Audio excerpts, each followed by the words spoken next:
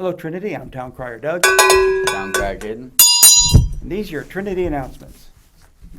We want to remind everyone that we have resumed in-person worship services on Saturdays at 5 p.m. and Sundays at 9:30 a.m. We will also continue to stream our worship services live on YouTube and Facebook every Sunday at 9:30. After the live stream, these worship videos will be available to watch on demand later on Sunday afternoon.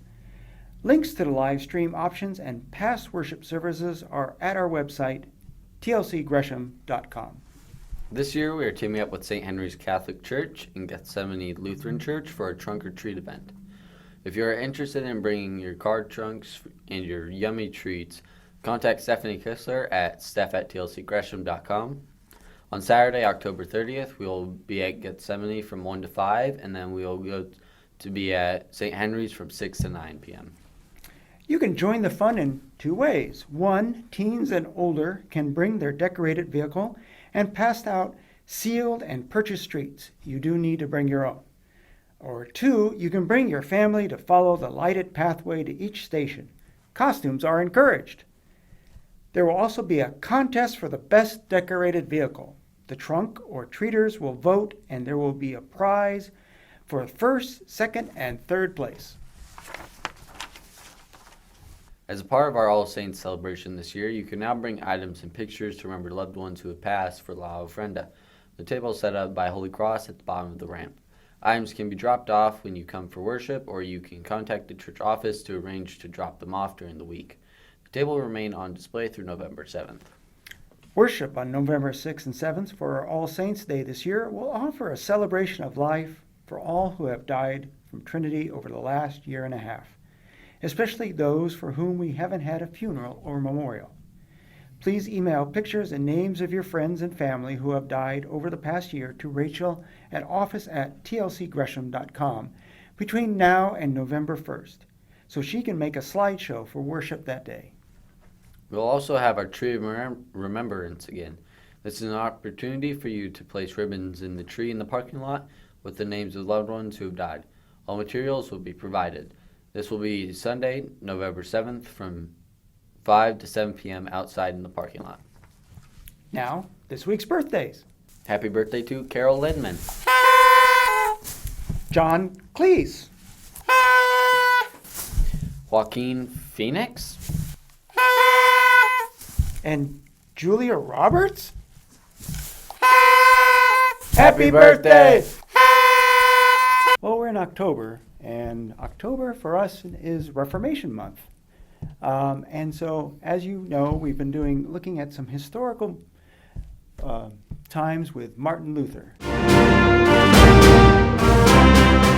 This week, one of the biggies, if not the biggest, 95 Theses. So we're going to give you a little background information about that, and before we go to our video. Okay, what you got? Or what I got. Let me start off. The first copy of the 95 Theses was nailed to church door. Luther decided a public and academic debate was in order, and he wrote the 95 Theses, also known as the Disputation on the Power and Efficiency of Indulgences. I'm glad we shortened that to 95 Theses. That listed some propositions and questions for debate. This he posted to the door of the Wittenberg Castle Church on October 31st, 1517. Thanks to the invention of printing, the theses began to circulate around, and more people took notice and wanted answers from the Catholic Church. Nailing stuff to church doors wasn't revolutionary in and of itself. We may not have realized just how run-of-the-mill Luther's act was. This is likely because we don't have a similar practice in modern culture. Luther nailed his 95 Theses to the local church door in accordance with the current scholarly practice and in the accepted scholarly language of Latin. Luther's intention was to spark an academic debate over the current practice of indulgences in the church, and was his right as professor of theology. You think Luther would have used TikTok today? Yeah. Luther's theses were published without his permission.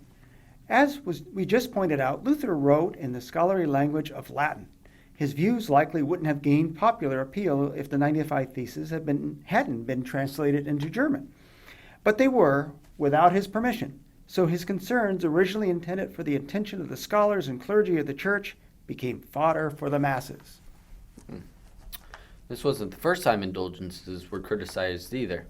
Acknowledging that Luther was following a common academic convention doesn't mitigate the importance of his act. Indeed, Luther's theses would become the most prominent document criticizing the church's practices of selling indulgences. The theses weren't as hard on the Pope as you might think. Many Christians are familiar with the story of the 95 Theses, but less familiar with the content of the theses themselves. Ultimately, the point for Luther was that our assurances for saving grace come from Christ and not the Pope. For example, Thesis 94 declared that one must put confidence in the promise of Christ and not in the papacy. I'm sure the Pope had a little problem with that one. Yeah. All right, so let's go to our video. Another great moment with Martin Luther.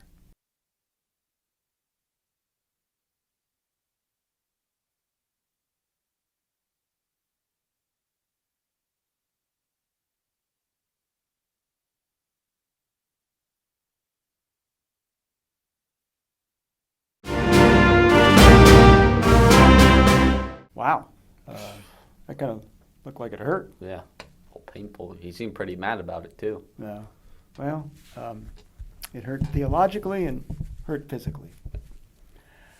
Well, that was another great moment with Martin Luther, and we've come to the end of our announcements.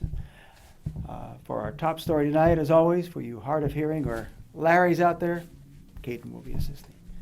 Our top story tonight, Jesus is risen. Jesus is risen. He is risen indeed. He's risen indeed. Have a very blessed week. Have a very blessed week.